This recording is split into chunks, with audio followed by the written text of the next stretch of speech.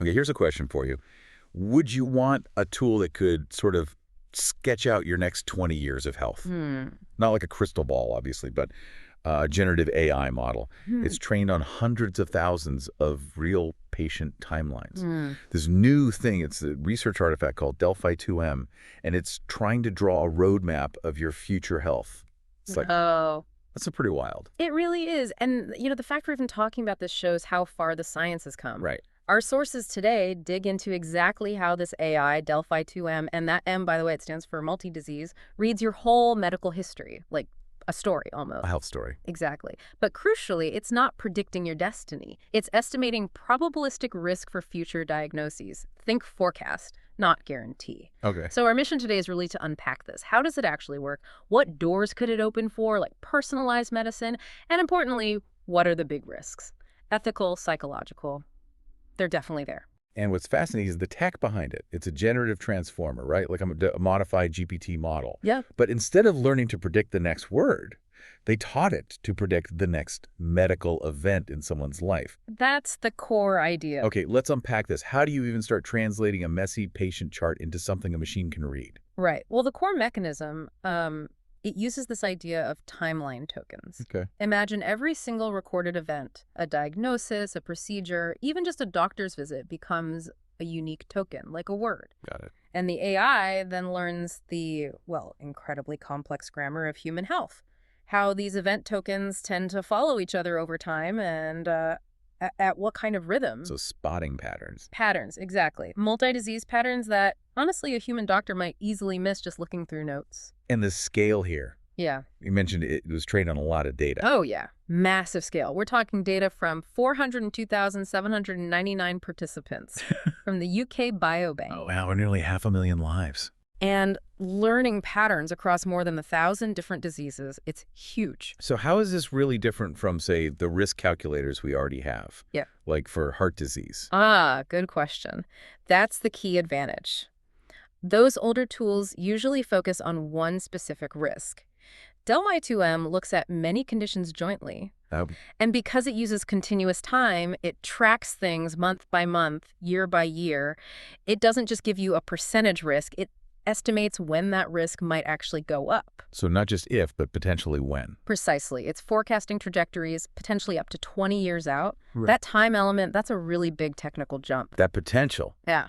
It leads right into the hopes for this, doesn't it? Especially around prevention. Yeah, absolutely. If this works like they hope, we could finally move past that sort of one-size-fits-all screening advice towards something truly personal. Exactly. I mean, think about it. If a tool can look at your history, maybe you've got asthma, high blood pressure, and a past knee injury all at the same time, it might surface connections or related risks that these siloed tools just can't see.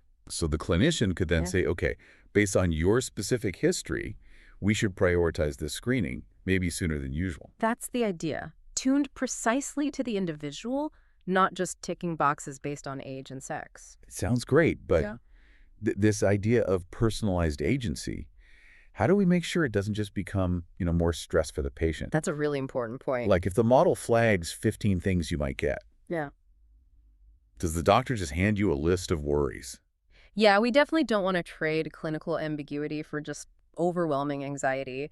The goal is what the researchers call real agency. Okay. So when a risk is flagged, especially for something you can actually do something about, like with early screening or lifestyle changes, the doctor and patient can actually make a concrete plan together. Like, okay, let's check this again in 6 months, or let's focus on this lifestyle change. The AI is like a second set of eyes pointing out potential leverage points. So it's about guiding action, not just delivering bad news. Prioritized action, yeah. Not just a big cloud of worry. And outside the individual clinic visit, what about research? You mentioned something about synthetic cohorts. What's that about? This is potentially huge for research. It enables research at a completely new scale and much more safely. How so? Well, because the model has learned the statistical grammar of how diseases progress. Right, the patterns. It can essentially generate thousands of realistic but completely artificial patient timelines. Ghost patients, if you like. Okay, so they look statistically real but aren't actual people. Exactly. They preserve the statistical structure, the patterns of disease, the timing, but contain zero identifiable details from any real person. And why is that such a breakthrough? Privacy, mainly.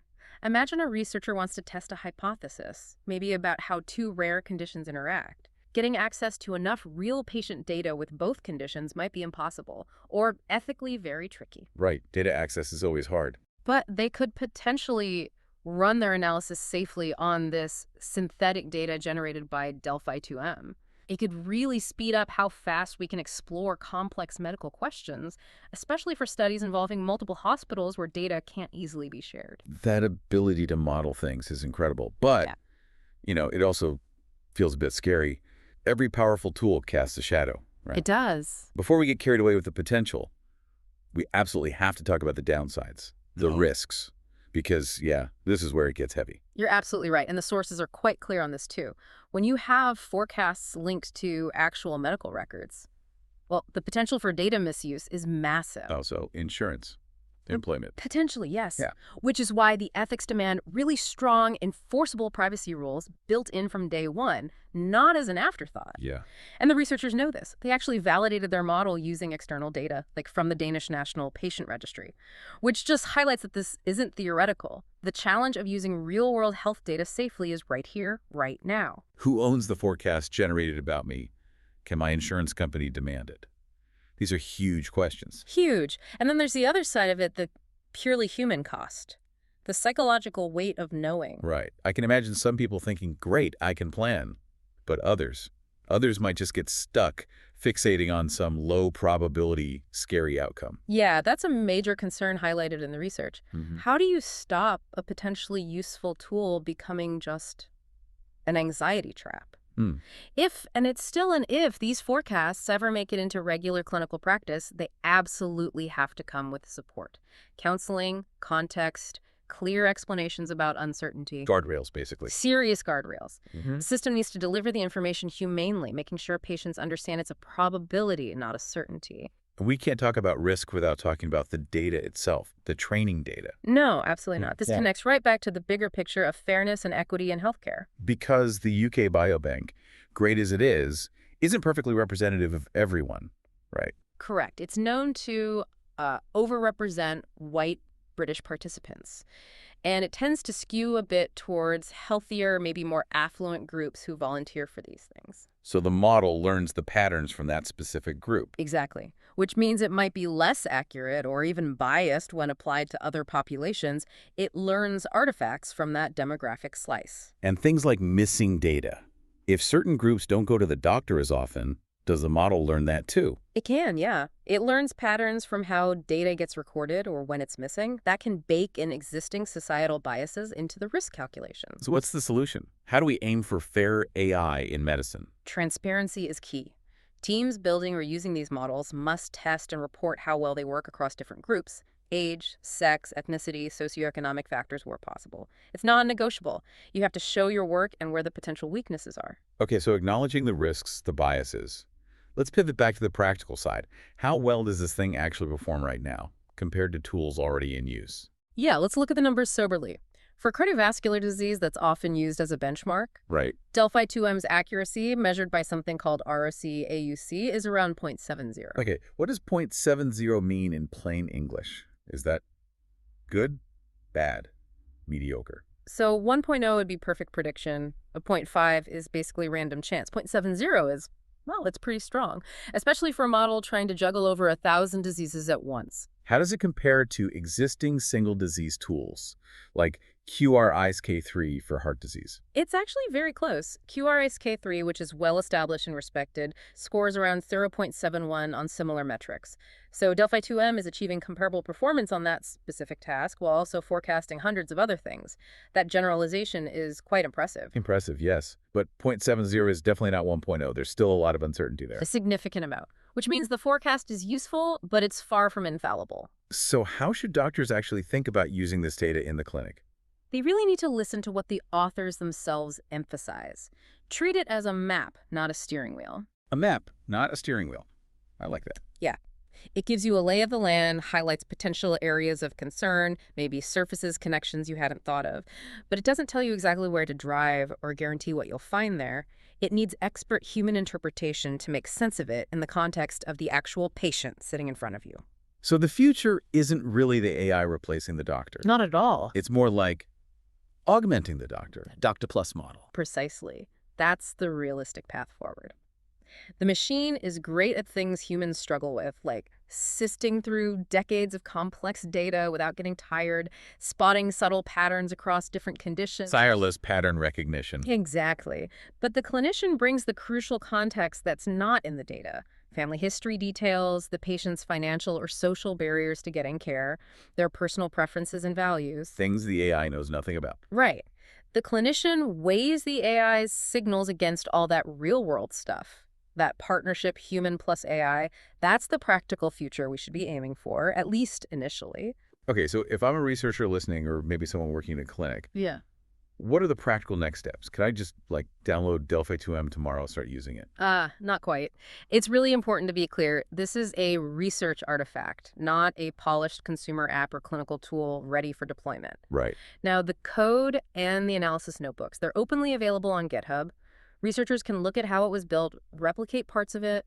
You can even run a demo using synthetic data. Okay. But the actual fully trained model, the checkpoint file, trained on all that sensitive UK biobank data, that sits securely behind the UK Biobank's controlled access process. Which makes sense for privacy. Absolutely. That's by careful design to protect the patient data. So for clinics that aren't necessarily developing their own AI models, are there ways they could start using these ideas or similar tools in a low-risk way, like right now? Yeah, definitely. Start small and pragmatic. Think about specific workflow improvements. Well, maybe using an AI tool to help rank screening priorities for complex patients, or automating searches through patient charts to flag potential comorbidities that might have been overlooked. Like a clinical assistant. Sort of, or even supporting specialized groups like tumor boards in hospitals, providing that deep longitudinal history context that a busy clinician might struggle to assemble quickly. So using it as a support tool, not a decision maker. Exactly. These kinds of uses can improve care quality without treating the AI's forecast as definitive fact. Baby steps. Now, this is where it gets really interesting, I think. For any teams out there actually building or implementing tools like this, the sources lay out a kind of responsible use checklist. This feels crucial. It's absolutely foundational for building trust. If you're going to use powerful predictive tools in healthcare, you need to follow some key ethical and practical steps. Okay, what's on the list? First, rigorous documentation. You need to track the lineage of the data, all the approvals, everything needs to be auditable. Right, accountability. Second, transparent performance reporting. Don't just give one average accuracy score. Break it down. How well does it work for different ages, sexes, relevant social or ethnic groups? Show where the biases might be. Acknowledge the limitation. Yes. Third, uncertainty. Any dashboard or report showing a prediction needs clear uncertainty bands. The user has to understand the range of possibilities, not just a single number. Manage expectations. Critically. And fourth, something may be overlooked but vital for patient trust. Write a clear, simple explanation for patients. What is this forecast? What does it mean? And just as importantly, what is it not? That clear communication piece seems absolutely essential. It is. That kind of transparency is the only way to earn and maintain public confidence in these powerful new technologies. So wrapping this all up then, what's the main takeaway here? I think the core message really is that the future of AI in healthcare isn't about replacing clinicians. It's about amplifying them, making their expertise go further. The augmented clinician again. Exactly. And the release of this specific model, Delphi-2M, with its open code and detailed evaluation, it kind of creates a shared starting line for the field. It shows a path towards a more systematic, maybe data-driven upgrade to how we approach preventive care. Okay, so as we finish this deep dive, let's leave our listeners with a final thought to chew on. If you are a clinician or maybe someone involved in designing how care is delivered, ask yourself, ask your team, where could just a simple ranked list of potential future risks, even an imperfect one, make one of your next clinical decisions a little bit easier or a bit more informed? Yeah, where's one small point of friction it could smooth out? Exactly. Find that one workflow. Try introducing that kind of insight, maybe just as an advisory tool. Measure the impact, see what happens, and then iterate from there. That's probably how this future of AI-augmented healthcare actually arrives. Not with a bang, but one workflow at a time.